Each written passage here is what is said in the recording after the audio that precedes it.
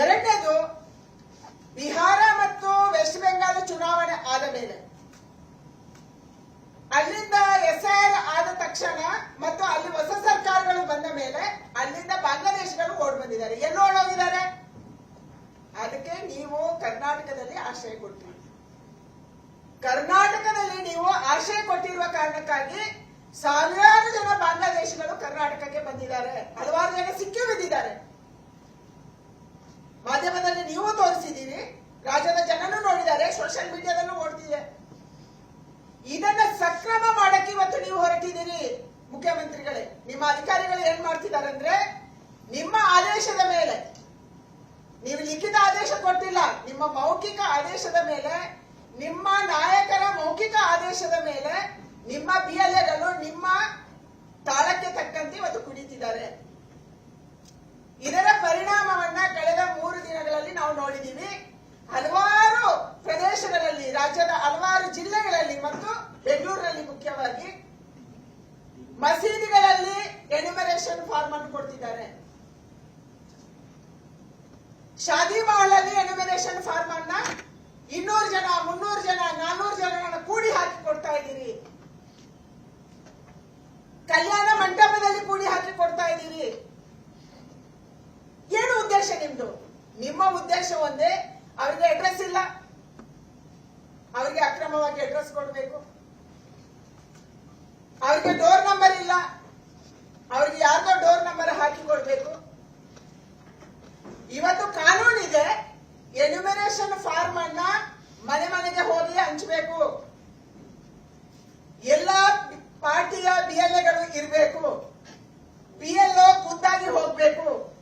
ನಾನು ಇಲ್ಲ ಅಂತಂದ್ರೆ ಸ್ಕ್ವೇರ್ ಅಂಟಿಸ್ಬೇಕು, ಆ ಚಿಹ್ನೆ ನಾನು ಇದ್ರೆ ಸ್ಕ್ವೇರ್ ಅಂಟಿಸ್ಬೇಕು, ನಾನು ಇಲ್ಲದೆ ಹೋದ್ರೆ ರೌಂಡ್ ಅಂಟಿಸ್ಬೇಕು, ನಾನು ಇಲ್ಲದೆ ಹೋದ್ರೆ ರೌಂಡ್ ಅಂಟಿಸ್ಬೇಕು, ನಾನು ಇದ್ರೆ ಸ್ಕ್ವೇರ್ ಅಂಟಿಸ್ಬೇಕು. ಮತ್ತೆ ಅದರಲ್ಲಿ ಬರಿಬೇಕು, ಇಂಥ ದಿನ ನಾವು ಬಂದಿದ್ವಿ, ಇಂಥ ದಿನ ಬರ್ತೀವಿ.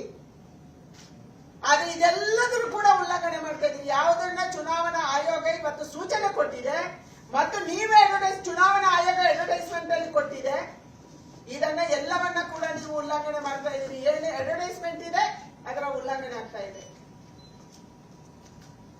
ಕರ್ನಾಟಕ ರಾಜ್ಯದಲ್ಲಿ ಹಲವಾರು ಸೈಬರ್ ಕೇಂದ್ರಗಳಲ್ಲಿ ಅಕ್ರಮವಾಗಿ ಬರ್ತ್ ಸರ್ಟಿಫಿಕೇಟ್ ಅನ್ನು ಕೊಡಕ್ಕೆ ಹೊರಟಿದ್ದೀರಿ. ಸೈಬರ್ ಕೇಂದ್ರಗಳು ಇವತ್ತು ರಶ್. ಯಾಕೆ ರಶ್ ಅಪ್ಪ ಅಂತಂದ್ರೆ SIR ನಡೀತಾ ಇದೆ, ಅದಕ್ಕೆ ನಾನು ಅಕ್ರಮ ಸರ್ಟಿಫಿಕೇಟ್ ಕೊಡುದು. ಮುಖ್ಯಮಂತ್ರಿಗಳು ಘೋಷಣೆ ಮಾಡಿದ್ದಾರೆ, ಪರ್ಮನೆಂಟ್ ರೆಸಿಡೆನ್ಷಿಯಲ್ ಸರ್ಟಿಫಿಕೇಟ್ ಅನ್ನು ಕೊಡ್ತೀವಿ. ಕರ್ನಾಟಕ ರಾಜ್ಯದಲ್ಲಿ ಹುಟ್ಟಿದವರಿಗೆ, ಕರ್ನಾಟಕ ರಾಜ್ಯದಲ್ಲಿ ಬದುಕಿದವರಿಗೆ, ಕರ್ನಾಟಕ ರಾಜ್ಯದಲ್ಲಿ ಇದ್ದವರಿಗೆ ನೀವು ಪರ್ಮನೆಂಟ್ ರೆಸಿಡೆನ್ಷಿಯಲ್ ಸರ್ಟಿಫಿಕೇಟ್ ಕೊಡುವ ಅಗತ್ಯ ಇಲ್ಲ. ನಾವು ಪರ್ಮನೆಂಟ್ ರೆಸಿಡೆನ್ಸ್ ಇಲ್ಲಿ, ನಮ್ದೊಂದು ಅಸ್ತಿತ್ವ ಇದೆ, ನಮ್ಗೊಂದು ಮನೆ ಇದೆ, ನಮ್ದು ವೋಟರ್ ಲಿಸ್ಟ್ ಅಲ್ಲಿ ಇದೆ, ನಮ್ಗೆ ಎಲ್ಲವೂ ಇದೆ. ನೀವು ಯಾರಿಗೆ ಕೊಡಕ್ಕೆ ಹೊರಟಿದ್ದೀರಿ? ನೀವು ಕೊಡಕ್ಕೆ ಹೊರಟಿರುವಂತದ್ದು ಯಾರೋ ದೂರದ ಬಾಂಗ್ಲಾದೇಶದಿಂದ ಬಂದವರಿಗೆ, ಅಕ್ರಮ ಮತದಾರರಿಗೆ, ಎಲ್ಲಿ SIR ನಡೆದಿಲ್ಲ ಅಲ್ಲಿಂದ ಕೂಡ ಕರ್ಕೊಂಡು ಬಂದು ಇಲ್ಲಿ ಮತದಾರನ್ನಾಗಿ ಮಾಡಿ. ನಿಮ್ಮ ಉದ್ದೇಶ ಏನು? ನಿಮ್ಮ ಉದ್ದೇಶ 2028ರಲ್ಲಿ ಅಕ್ರಮವಾಗಿ ಚುನಾವಣೆ ಗೆಲ್ಲೋದು. ರಾಜ್ಯದ ಮುಖ್ಯಮಂತ್ರಿಗಳ ಉದ್ದೇಶ ಏನು? ರಾಜ್ಯದ ಮುಖ್ಯಮಂತ್ರಿಗಳ ಉದ್ದೇಶ, ಈ ಸರ್ಕಾರದ ಉದ್ದೇಶ, ಈ ಚುನಾವಣೆ SIR ನಡೀತಾ ಇರಲಿ, ನಿಮ್ಮ ಪಾಡಿಗೆ ನಡೆಸಿ. ನಮ್ಮ ಅಧಿಕಾರಿಗಳು ಅದನ್ನು ನಡೆಸ್ತಾರೆ. ಅಕ್ರಮವಾಗಿ ಮತ್ತೊಂದು ಸಾರಿ ಚುನಾವಣೆಯನ್ನ ಗೆಲ್ಲಕ್ಕೆ ಹೊರಟಿದ್ದೀರಿ. ಅದಕ್ಕಾಗಿ ನಾನು ಇವತ್ತು ಚುನಾವಣಾ ಆಯೋಗಕ್ಕೆ ಆಗ್ರಹ ಮಾಡಿದ್ದೀನಿ, ತಕ್ಷಣ ಇದರಲ್ಲಿ ಇಂಟರ್ವ್ಯೂನ್ ಆಗಬೇಕು. ಕರ್ನಾಟಕ ರಾಜ್ಯದಲ್ಲಿ ಅಕ್ರಮವಾಗಿ ನಡೆಸಕ್ಕೆ ಹೊರಟಿದ್ದೀರಿ, ಇದನ್ನ ಆಗಕ್ಕೆ ಬಿಡಬಾರ್ದು. ಯಾಕೆಂದ್ರೆ ನಾನು ರಾಜ್ಯಕ್ಕೆ ಒಂದು ಪ್ರಶ್ನೆ ಕೇಳ್ತೀನಿ. ನೀವು GBA ಚುನಾವಣೆಗೆ ಮಾಡಬೇಕು ಅಂತ ಹೇಳಿ ಡ್ರಾಫ್ಟ್ ಕೊಟ್ರಿ, ಚುನಾವಣಾ ಮತದಾರರ ಪಟ್ಟಿ ಕೊಟ್ರಿ, ಮತದಾರರ ಪಟ್ಟಿ ಸಕ್ರಮನೂ ಆಯಿತು. ಅವತ್ತೇ ನಾವು ಹೇಳಿದ್ವಿ, GBA ಚುನಾವಣೆಯನ್ನ ಗೆಲ್ಲುವಂತ ಏಕೈಕ ಉದ್ದೇಶಕ್ಕಾಗಿ ನೀವು ಈ ಮತದಾರರ ಪಟ್ಟಿಯಲ್ಲಿ ಅಕ್ರಮ ಮತದಾರರನ್ನ ಸೇರಿಸಿದ್ದೀರಿ, ಇದನ್ನು ಕರೆಕ್ಟ್ ಆಗಿ ಮಾಡಿ, SIR ಬರುತ್ತೆ, ಆ ಸಂದರ್ಭದಲ್ಲಿ ನೀವು ಮಾಡ್ಕೊಳ್ಳಿ, ನೀವು ಹೊಸದಾಗಿ ಒಂದು ಪಟ್ಟಿಯನ್ನು ಮಾಡುವಂತ ಅಗತ್ಯ ಇಲ್ಲ, ನಾವು ಹೇಳ್ಕೊಂಡಿದ್ವಿ.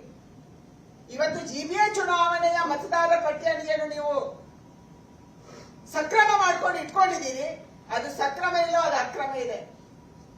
ಕೇವಲ ಒಂದು ಸಮುದಾಯದ ಮತದಾರರನ್ನ ಸೇರಿಸುವುದಕ್ಕೆ ವ್ಯವಸ್ಥಿತ ಷಡ್ಯಂತ್ರವನ್ನ ಈ ಸರ್ಕಾರ ಜಿಬಿಎದಲ್ಲೂ ಮಾಡಿದೆ, ಈಗಲೂ ಮಾಡ್ತಾ ಇದೆ. ಅದನ್ನು ಮಾಡಿ ನೀವು. ಮೇಡಮ್, ಈಗ ಹೊಸ SIR ಅಂದ್ರೆ ಕಂಪ್ಲೀಟ್ ಆಗಿ ಹೊಸದಾಗಿ ಆಗ್ಬೇಕು ಅಂತ ನಿಮ್ ಒತ್ತಾಯನ, ಜೊತೆಗೆ ಸೆಂಟ್ರಲ್ ಇಂದ ಪಶ್ಚಿಮ ಬಂಗಾಳದ ಒಂದಷ್ಟು ಆಫೀಸರ್ಸ್ ಮತ್ತೆ ಸಿಬ್ಬಂದಿ ಎಲ್ಲ ಬಂದು SIR ಮಾಡಿದ್ರು. ಅದೇ ತರ ಕರ್ನಾಟಕದಲ್ಲಿ ಆಗ್ಬೇಕು ಅಂತೀವಿ. ನಾವು ಪತ್ರ ಬರೆದಿದ್ದೀವಿ. ಇದನ್ನು ಚುನಾವಣಾ ಆಯೋಗ ಹೇಗೆ ಕನ್ಸಿಡರ್ ಮಾಡುತ್ತೆ? ಮತ್ತೊಂದ್ಸರಿ ನಾನು ಮಾತಾಡ್ತೀನಿ, ಖುದ್ದಾಗಿನೂ ನಾನು ಮಾತಾಡ್ತೀನಿ.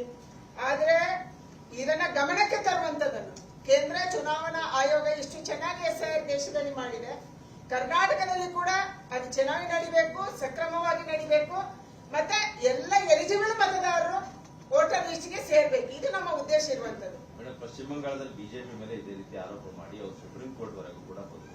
ನೀವು ಇಲ್ಲಿ ಕಾಂಗ್ರೆಸ್ ಮೇಲೆ ಆರೋಪ ಮಾಡ್ತಿದ್ದೀರಿ, ನೀವು ಯಾಕೆ ಕೋರ್ಟಿಗೆ ಹೋಗಲ್ಲ? ಅಥವಾ ಇದನ್ನು ಅದರ ಬಗ್ಗೆ ನಾವು ತೀರ್ಮಾನ ಮಾಡ್ತೀವಿ, ಅದು ಬೇರೆ ವಿಚಾರ. ಆದ್ರೆ ರಾಜ್ಯ ಸರ್ಕಾರ ಯಾವ ರೀತಿಯ ಷಡ್ಯಂತ್ರ ಮಾಡ್ತಿದೆ, ಎಷ್ಟು ಕೆಳಮಟ್ಟಕ್ಕೆ ಇವರು ಇಳಿದಿದ್ದಾರೆ ಅನ್ನುವಂಥದ್ದನ್ನ ನಾನು ರಾಜ್ಯದ ಗಮನಕ್ಕೆ, ದೇಶದ ಗಮನಕ್ಕೆ ತರಕ್ಕೆ ಇಚ್ಛೆ ಮಾಡ್ತೀನಿ. ಅಲ್ಲ, ಅವರು ಲೀಗಲ್ ಆಗಿ ಫೈಟ್ ಮಾಡಿದ್ರು, ನೀವು ಲೀಗಲ್ ಆಗಿ ಮಾಡೋಣ, ಫೈಟ್ ಮಾಡ್ತೀವಿ. ಮೇಡಮ್, ಇದು SIR ಅರಿವು ಮೂಡಿಸುವ ಪ್ರಕ್ರಿಯೆಯನ್ನ ಪಾರ್ಟಿ ಮಾಡ್ತಾ ಇತ್ತು. ಈಗ ಅಲ್ಪಸಂಖ್ಯಾತರ ಮೇಲೆ ನೇರ ಆರೋಪ ಮಾಡ್ತಿದ್ದೀರಾ. ಬಿಜೆಪಿ ಒಂದು ಘಟಕ ಇದೆ, ಆ ಕಾರ್ಯಕ್ರಮವನ್ನು ಅದು ಮಾಡಿರ್ಲಿಲ್ವಾ? ಈ ಆತಂಕ ಇಲ್ಲಿ ಪ್ರಶ್ನೆ ಬರುವಂತದ್ದು BLA ಮಾಡಿದಾರ, BLO ಮಾಡಿದಾರ ಅಲ್ಲ. ನಾವು ನಮ್ಮ ಪಾರ್ಟಿಯಲ್ಲಿ ಎಲ್ಲರಿಗೂ ಹೇಳ್ತೀವಿ. ನಾನು ಇವತ್ತು ಅಲ್ಪಸಂಖ್ಯಾತರಲ್ಲಿ ಕೂಡ ವಿನಂತಿ ಮಾಡುವಂತದ್ದು, ಯಾರು ಸಕ್ರಮ ಇದ್ದೀರಿ, ಈ ರಾಜ್ಯದಲ್ಲಿ ಇದ್ದೀರಿ, ಈ ರಾಜ್ಯದ ಸಿಟಿಸನ್ಸ್ ಇದ್ದೀರಿ, ಈ ರಾಜ್ಯದ ವೋಟರ್ಸ್ ಇದ್ದೀರಿ, ನೀವು ಸೇರುವುದಕ್ಕೆ ನಮ್ದೇನು ಅಭ್ಯಂತರ ಇಲ್ಲ. ನೀವು ಈ ರಾಜ್ಯದ ಮತದಾರರು. ಯಾರು ಅಕ್ರಮವಾಗಿ ಆ ತರ ಇರುವವರಿಗೆ ಸಕ್ರಮ ಮತದಾರರನ್ನ ಸೇರ್ಸಕ್ಕೆ ಈ ತರ ಕಳ್ಳಾಟ ಆಡ್ಬೇಕಾಗಿಲ್ಲ.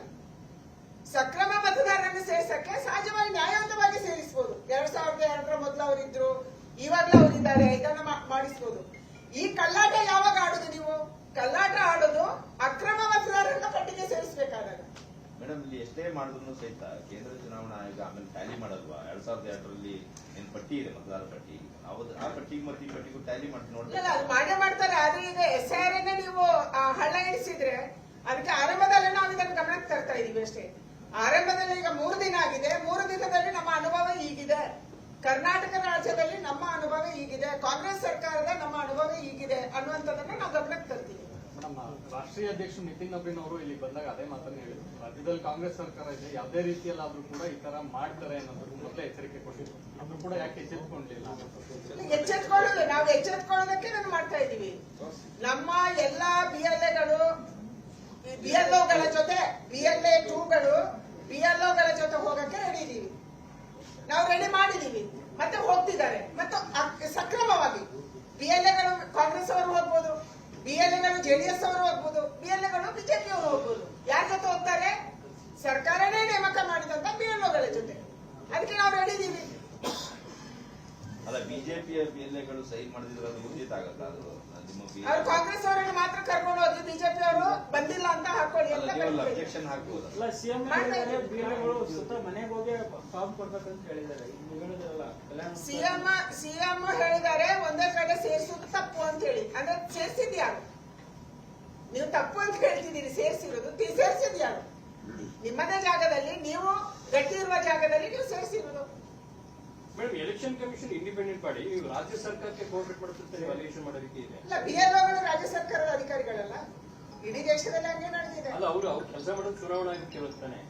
ಚುನಾವಣಾ ಆಯೋಗದ ಕೆಲಸ ಆದ್ರೂ ಇವರು ಇಲ್ಲಿ ಹೆದರಿಸ್ತಿದ್ದಾರೆ. ನೀನು ಟ್ರಾನ್ಸ್ಫರ್ ಮಾಡ್ತೀನಿ, ನೀನು ಸಸ್ಪೆಂಡ್ ಮಾಡ್ತೀನಿ, ನಿಮಗೆ ಹೆದರಿಕೆ ಹುಟ್ಟಿಸ್ತದೆ. ಅದನ್ನೇ ನಾನು ಹೇಳುದು, they are threatening our BLOs ಅಂತ.